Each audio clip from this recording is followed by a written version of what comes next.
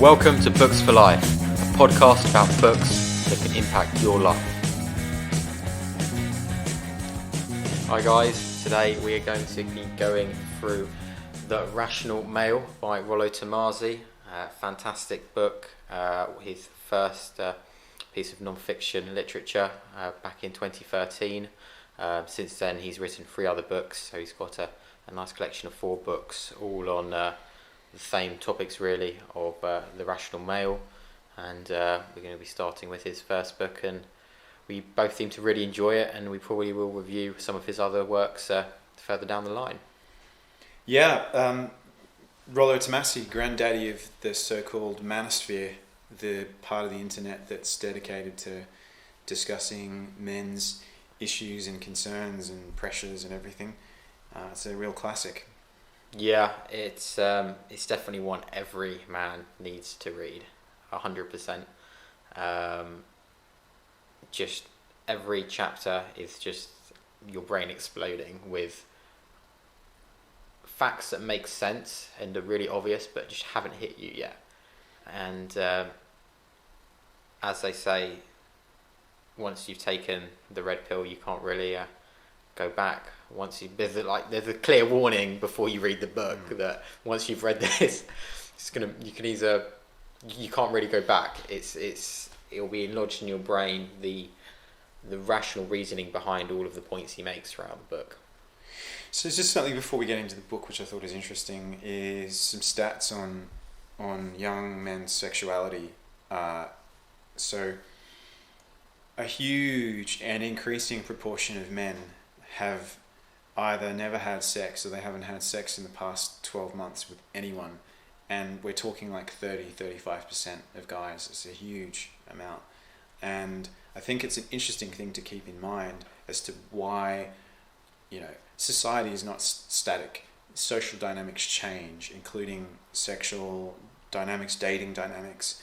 And I think the manosphere and the rational male, as an example of it, is a reaction to these changing dynamics.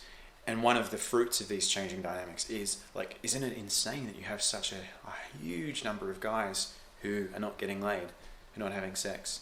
And why is that? And I think this is one of the things that probably drove Rollo Tomassi to write The Rational Male is a lot of young guys who are sexually frustrated and getting nowhere with women. And then probably secondly also is divorces and relationships and marriages breaking down. And so I think maybe that was one of the two driving forces in why he wanted to approach this issue and understand what was really going on. Yeah, because you've got men who are... I've just completely lost my train of thought, B. Too many ideas floating around my mind. Yeah, so I think the book is absolutely worth reading. It'll throw a lot of concepts at you, but I think the general takeaway from it is a book which is attempting to pull the veil off how sexual dynamics really work between men and women. And yeah, we're in a culture with a lot of sentimentality around this. You've got romantic comedies, you've got Netflix series and soap operas and whatever and family members as well, pushing ideas into men's heads about how romance and love and sex and women works. And I think one of the reasons books like this exist is because those ideas are wrong. We live best when we have a more accurate picture of reality in our heads. Yeah. You can travel through a countryside better when the map is accurate, not when it's totally inaccurate. You're not going where you want to go. That was the point I was just about to make, is that we've been brought up being told X, whereby reality is Y. And Rollo does a fantastic job in this book in just throwing out all of the myths and all of the absolute garbage and nonsense that we're told in today's society. The biggest feeling is that we live in a world that's now becoming more and more dominated by female ideology, and that seems to be a big issue. Yeah, and I think Yeah, and I think that one of the frustrations for guys is when they try to follow the playbook that they get taught by culture and by wider society, and it doesn't work. There's obviously a lot of stress and a lot of despair and a lot of even maybe nihilism about that. And what I mean specifically is the confusing and contradictory and incorrect information that people are taught before they start dating or while they're dating, like just be yourself, or all of these other kind of totally shallow one-liners. And I think that a sort of underpinning plank of this book is in one sense protecting men, because Rollo has written this book to educate men about the true nature of that dynamic and the chicanery that women can get up to. And secondly, reminding men that they have value, because no one's saying that. Reminding men that they have value and how they can enhance their value and how to protect their value. And these are all really important messages, because I think outside of the men's rights manosphere and so on, nobody's saying that. If you're a man who is going nowhere with his dating life, you're just seen as a loser in the wider society. But society is also telling you that you're okay as you are. Society is telling you that you just need to be yourself, as you mentioned. You don't need to change, whereby it's complete reversal on that. You need to be the best you can be. Yeah, although I'd say that the message is different between men and women. And this is one of the things that Rollo points out, is that there are huge double standards between men and women, and not always in men's favour, often in women's favour. For example, if you're an obese mid-30s woman who's a single mother, just be yourself and don't fat shame her, and guys should man up and date her and whatever. But if it was an obese guy in his mid-30s, then men's magazines would say, dude, you need to lift weights, you need to eat healthy. People would shame him for being a loser. So there's one of many double standards where modern society is not applying the same standards to men and women. And I think a really interesting thing that this book is evidence of is that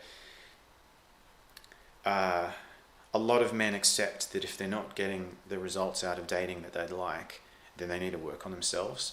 And I think on the feminine side of the equation, there's a lot of women who refuse to accept that. Like if they weigh 200 pounds,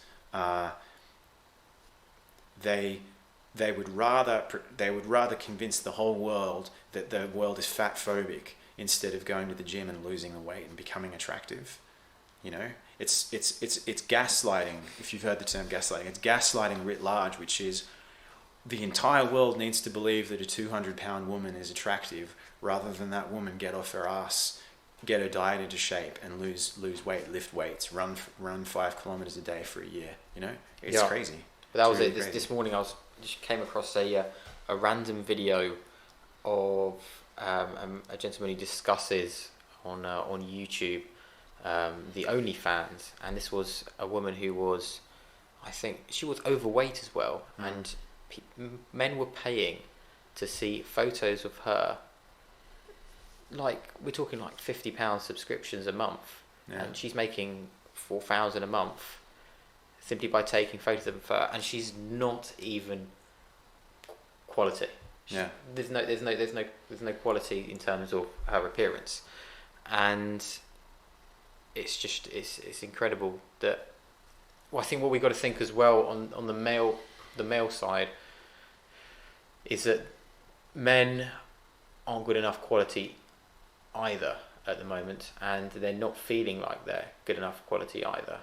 In terms of, it's tough to explain. It kind of, because it goes round in a circle between men expect this, women don't deliver, women expect this, men don't deliver, and it's kind of turned into this back and front that nobody wants to change, whereby as you said, that original statistic was that 35% of men haven't had sex in over 12 months. Yeah. Which making it sound, more than believable.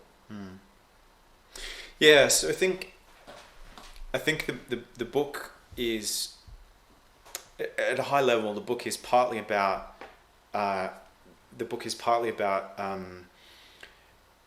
teaching, unlearning the crap that you've learned, and then partly about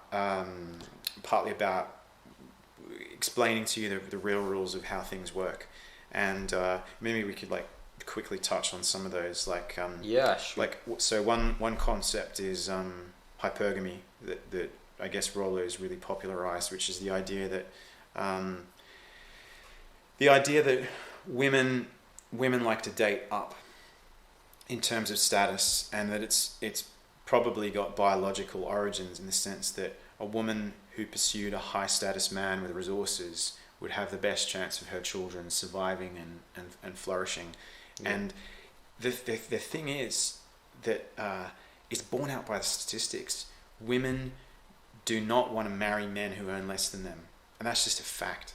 That is just a fact. And so hypergamy is not a conspiracy theory. It's how women actually, and I can think of female friends of mine, who 100% would never date a guy who's lower status than them, who would earn less money than them. And it's just... So men are exposable to women. They always have been, they always will be. If a higher value man comes along, it's in their women's nature for them to drop you and move for the better prospect.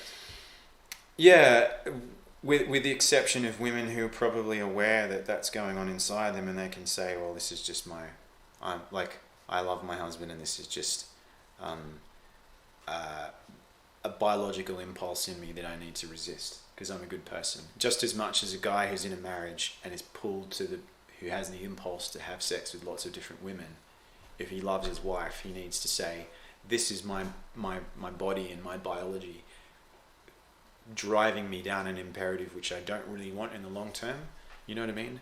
And this is an interesting aspect of this, which is not just something Rollo touches on, but many other people touch on, real scientists, I would say, touch on, which is we are partly driven by biology, and biology drives us to make dumb decisions, and we can't pretend that humans are just a brain with ideas. We're also driven by biology, and so when we think about how to date well and how to have good relationships, that needs to be something we consider as well. You know what I mean? I know what you mean. Yeah.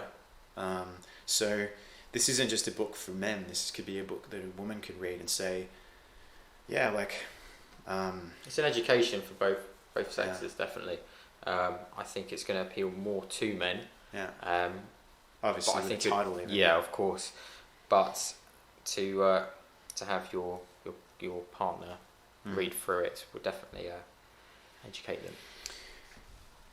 Yeah. Should we move into some of the theories and some of the concepts in the book, and then maybe just go through, maybe not in too much detail, but just have an overall chat about them? Yeah. So one other thing we could jump into is the sexual marketplace is a concept in the book. Yeah. Which, again, this is not like a conspiracy theory. This is really how things work. If you look at dating apps, a small proportion of men and women get a huge amount of the attention. The reason it's a marketplace is because it's competitive. Women wear makeup to look better than another woman. They wear this or that clothing. They hate it when they show up to a social event wearing the same outfit as another girl. Sexual dynamics are competitive, and as a result of that, people have a sexual marketplace value, and the SMV, and that's another concept Rollo gets into, which is the metrics that women like to see in men are different to the metrics that men like to see in women. Men like to see good looks, youthfulness, certain characteristics, and likewise women like to see strength, resources, kind of alpha personality. Yeah, and that's why you've got the idea that women peak at the age of 23 to 25, whereas men peak at the ages between 35 and 40. and again, this is a reason why the book is important for men and important for women. Is around the entire world, if you survey different men of different ages and different ethnicities, they will consistently say that they find women from the ages of 20 to 25 most attractive. And you can hate that, and you can say that every single man in the world is a monster and a bastard for that.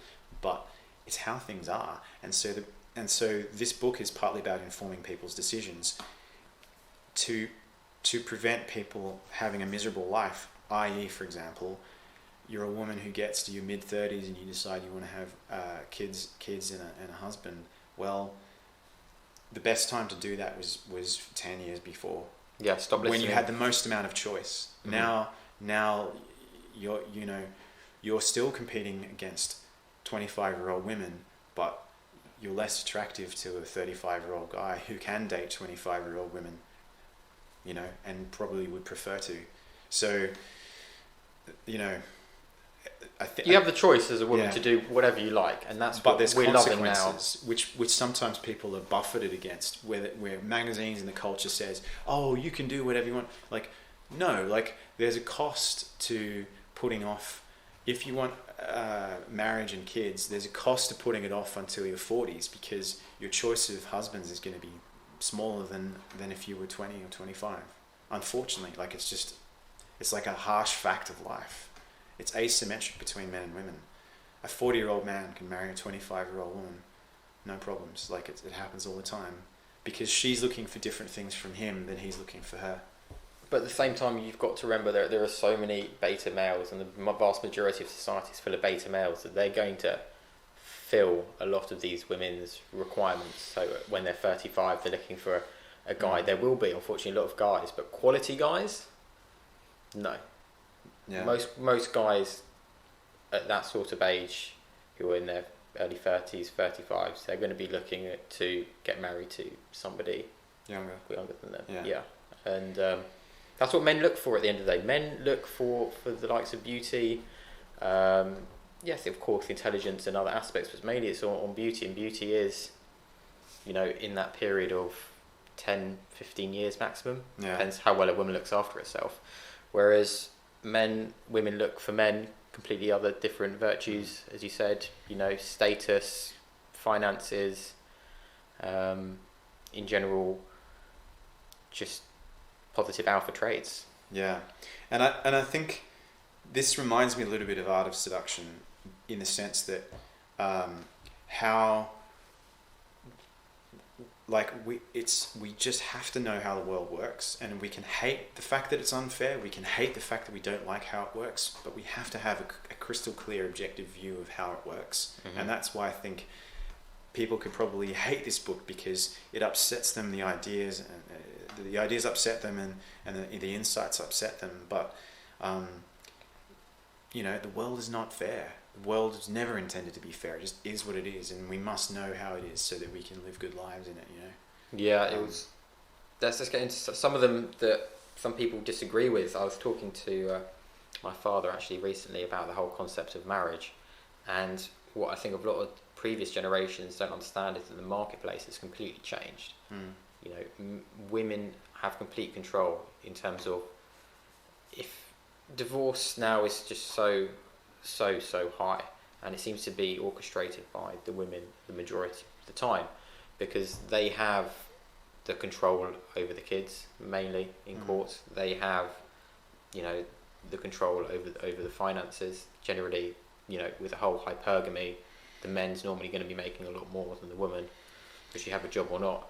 And these are some of the things and the questions you've got to start asking yourself. It's not that one was right and one was wrong, but you've got to think how society has now changed, and we've got to tailor how we act and behave. Mm-hmm. And unfortunately, sometimes divorces are driven by law firms that want to earn fees, right? Yep. Rather than maybe in the past, in the days in which society was perhaps a bit more religious, you might have had the village priest or vicar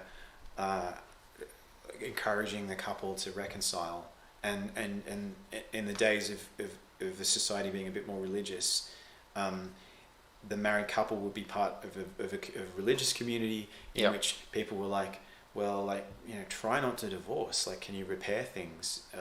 You know, because these people were not atomized individuals in an anonymous city. They were members of a religious community that probably went to mass or service every Sunday, and so like there was a little bit of external pressure to say, like, you know, can you stay together? Can you work it out? Can you repair things? Now I guess it's unfortunate there's an industry which earns money off divorce. That's sad, right? And it's probably helping to contribute to divorce rates, unfortunately. Well, that's it with divorce and marriage. I think as well, now we live in a time whereby we are going to get, you know, no criticism at all as an individual when we get divorced or don't get divorced. There's no, even before the whole, you know, same-sex marriage was already destroyed as terms of an idea. The whole, you know, it doesn't. It's like having a breakup. There's no more a meaning to it. There's no till death do us part. It just doesn't make any sense anymore. And you see that with certain classes, social classes. I mean, so take like working class people in the US. The out of wedlock birth rate and the divorce rate and marriage rate are all way worse than they were 50 or 60 years ago for both white people and black people. And maybe one of the reasons is being driven by the welfare state and benefits, in the sense that if you're a low income man with a wife and the marriage hits the rocks, she may be financially better off if she divorces you and gets single parent benefits and so on. I obviously don't know the driving reasons behind it, but the statistics on things like that are incontrovertible. That in a sort of 50 or 60 years, as the expansion of the welfare state has continued, out of wedlock births and divorce rates and lower marriage rates are all part of it, and it really hits that like the on the poverty line working class layer. Quite like upper middle class, upper class people still have quite high marriage rates, so it's like unequally hits in society. It'd be such an interesting experiment if they made divorce illegal. Yeah, that stuff would get interesting, really, really interesting. There are so many things in today's society that they just have to make small little changes, and you know everything really changes. In terms of, look at, if one wants male contraception, apart from the two obvious ones, when something comes in like a pill for men, the marketplace is going to change. Completely. Yeah, and I think women are wrong in saying that men would never take it. I disagree with that. It's also interesting we're talking about this because the social science is pretty clear that children raised in single parent households tend to have worse outcomes than a stable family unit, and that's why this is like such a critical social issue, is because all the outcomes are worse for a single parent kid than for a kid from a stable family unit. You know, delinquency, crime, like education levels, everything is better if the parents stay together. And so when when an enormous percentage of a country is now like not being raised in a 2-parent stable family unit, like what are the consequences going to be? It's crazy. Anyway, I guess we're going far beyond the book itself. Let's go on to some of the topics. Plate theory, the idea of pursuing multiple women simultaneously, one of the key and initial theories that Rollo touches on in the book. A whole load of positives taken from this. So this is the idea that a man shouldn't be dating just one girl at the same time. He should be dating multiple women for a variety of factors. You have more options as a man. You have more time to find, you know, what you're looking for in a woman. You can judge women with a more clearer mindset, a less, you know, this is the one kind of mentality. It allows you as well to drop women who aren't meeting your requirements without worry, because you have other options available to you straight away, and you just come across as more relaxed, less needy, more confident in the women's eyes. Yeah. And also, the point that he makes is that it makes you more attractive, paradoxically, which is that as long as it's not too overt, if a woman knows that she doesn't have you under her thumb, it tends to make her more attracted to you. And that's a sort of a sad fact, that the blue pill vision of reality is that, oh, the more loyal you are, and like the more you serve her, and she's always right, and all of that kind of stuff. They're actually huge turnoffs for women, probably for men too, but definitely for women. And plate theory, i.e. having multiple options at the same time, subtly communicates to her that you're not needy, that you're, and it will, because I think guys don't realize that women are often a lot more tuned into and sensitive to definitely your internal emotional state. Yep. And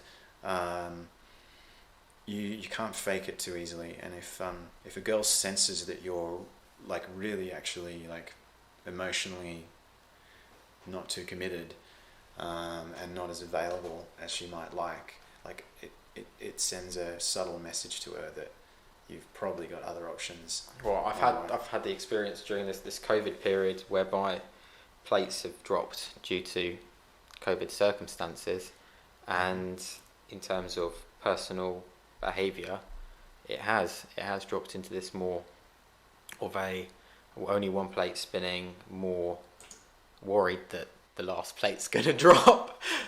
So you act more needy, less attractive, more willing to compromise to her demands, her wants, and in turn you become less attractive to the women you're pursuing. Yeah, I think that's a big message of the book. Is seduction and attractiveness does not work on the basis of serving the other person, and in all ways. In fact, it's quite the opposite. And you think of that in terms of the art of seduction, like the coquette who plays a bit hot and cold and a little bit hard to nail down. Well, that's game, isn't it, really? Yeah, that's game. That's another reasonably sized chunk of this book as well. So I think there's some really like constructive and powerful messages out of the book. Like, for example, you can enhance your sexual market value as a guy. You can lift weights, get physically strong. That'll boost your testosterone levels. It'll improve your posture. You'll be physically bigger and stronger. You'll feel great. You can improve your diet. That'll clear up your skin.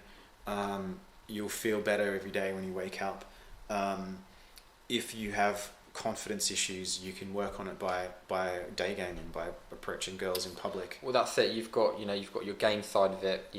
Behavioural modifications and life skills that are personal and psychological that help you interact between. And I think that's a really positive message out of the book, which is if you're having no success with women, you don't despair, and don't just be yourself. You need to change yourself, and you can change yourself. And you're not changing your innate personality, but your perceived personality. Yeah. In a way. You're not a prisoner of who you happen to be today. You can change that step by step. You can, junk your wardrobe and start to dress better. You can get fit so that as you do dress better, it looks better on you.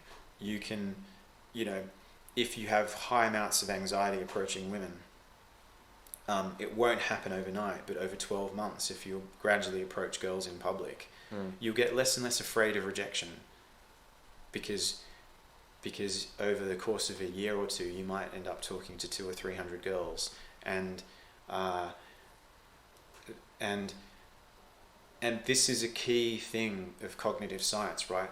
Whatever you're afraid of, the best way to treat it is in manageable, measurable doses, and you will overcome your fear. If you're afraid of heights, guess what? The best way to overcome it is to gradually, in little bite-sized experiences, you approach your fear. It's like the diving board. When the diving board, you always go on the little one first, and then you go up to the middle one, and then eventually you sum up the balls to go to the top one. Yeah, exactly. It's exactly the same with everything in life, especially in these topics in terms of approaching being sociable with women, and even it applies to your health in your gym. Bite-sized chunks, bite-sized chunks, and bit by bit you make progress. Nothing worthwhile will come immediately, and that's with everything in life. If you get immediate gratification, it's probably not worth doing. And I think that this is such an empowering and a book that's empowering and really healthy for men because of a few other reasons. It's partly anti-romantic, but that's no bad thing, because I think our culture is so romantically obsessed with rom-coms and Disney movies and everything. She's the one, and all of this sort of crap. And the reason why I think that's so bad is because I reckon it maybe encourages people to be stalkers, because they get so obsessed with someone. It encourages people to have breakdowns and meltdowns because they think they've found the one soulmate, and they massively emotionally invest in someone. There is no one soulmate. There's no one soulmate, and it's enormously important and liberating, and protects you if you realize that there is no one. There are multiple good people out there, and if it doesn't work out with one person, it's fine. And that is so friggin' important. And it's so important because it'll also make you a more attractive person. Because if you meet someone who you like a lot, but in the back of your mind there's other great people out there, you won't allow them to cross red lines or to violate your boundaries or your values. And you won't emotionally invest and come across disproportionately. Yeah. Where you tell them you love them after 1 month. I mean, what crap. Yeah. So I think it's like, this is like we talk about red pill, blue pill, but I think this is like a vaccine. This book is like a vaccine to protect people against. But it's not telling you not to fall in love. It's simply telling you to evaluate people more. It's more towards just understanding people and the sexes more. They talk, one of the most interesting points I thought was communication. I always had this very AFC kind of, you guys will read that in the book, mentality, whereby why isn't she being straight up with it? Why isn't she telling me what she wants? Like, men and women are the same in terms of how they communicate. No, it's the biggest load of absolute nonsense.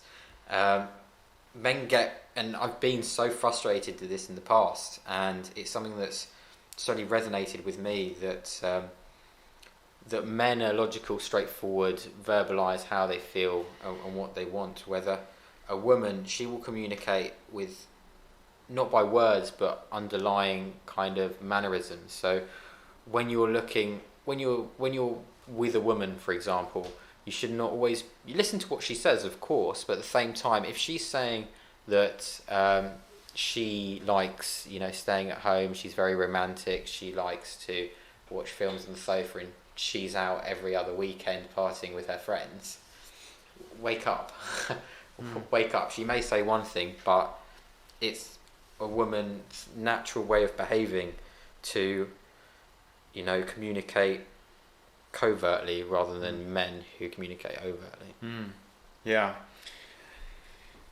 So it's a book which will probably, it might challenge you. You might get angry. You might feel like you hate some of his points of view and so on. But I think he's truly trying to put down the reality, the objective reality of how dating and romance really works. Definitely think it's worth a read. And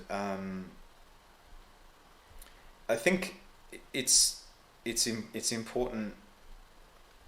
It's important for men to read to be able to come out of it and say, it's okay for me to live my life in a way that my family or the wider society disapproves of. Like, I'm a 35-year-old guy with a successful career and I'm unmarried and I don't have kids. Like, that's perfectly fine, and you should be jealously protective of that until you meet a woman who has the values, and when you're ready, you know what I mean? Yeah, like, don't put up with society shaming you into doing things you don't and should not do. Yeah, most stuff that society tells you is bullshit. take everything with a pinch of salt, find other resources, other ideas, and then make your mind up on everything. Yeah. Even what we're telling you now, you know, don't listen to anything for concrete value. You know, make your own decisions, listen to other sources. You know, you should be bright enough to be able to put 2 and 2 together. Cool. So, really interesting book. Lots of good concepts and terminology. You know, there may be bits and pieces that are off the mark here or there, but it would be a big shock for a lot of guys to read this book. Your jaw drops every 20 minutes of reading. Yeah. It's a pretty great book. Yeah. So in terms of ease of reading, I'd say it's pretty easy to read. Yeah, it's a Audible 14 hours. Just went for it like cheese. Yep. Persuasive. I'd say it's quite a persuasive book, and I think hard to take in. Yeah, definitely. Some of these moments, some of these things you read, you're just like, oh, really? Is that really true? But then he's got so many quality facts and examples behind it. You're like, you know what? That sounds true, and it's a hard pill to swallow. In terms of information, I'd say good information. It'll because I think how we think, we need labels and we need words to help us think. And I think when you've got words and concepts in your mind like plate theory or sexual marketplace value or the wall or alpha, beta, you know, unplugging, all of these sorts of things, when you have those words in your mind, it helps you reorganize how you think. Yeah, what I loved about this book as well was you've got all the theories and ideas, and he's got 1 or 2 examples, but everybody has their own examples that they can relate it to. Yeah. And that's what makes it so believable, is that, oh yeah, that makes complete sense. Oh, I can relate it to this happening or that happening. And it's a great book. Yeah. So ease of reading, actionable, I'd say absolutely. Huge, Yep. yeah, huge. Yeah, there's definitely things that you can put into practice after having read the book, and I'd encourage you to. It's been a while since I've read it, so it was good to flip back through it. Rating, I'd say I'd rate it pretty high. Especially when you think about when it was published, 2013. I'd say, I mean because of the fact that it was going somewhere where, you know, no one's gone before in terms of a book. I would say I'd rate it 4.5 out of 5. I'd rate it really highly. I'd give it a 5. This is essential literature for every man. Don't stop yourself as a woman from reading it, because you'll get a better understanding of what men are looking for. More so alpha men, or, you know, men who put a lot of these concepts into their way of being, and it'll benefit you as well in terms of just understanding the real differences and similarities between men and women. 5 out of 5. Yeah. Any final remarks, B? No, I think that's all. Excellent. See you next week. Yeah, cheers.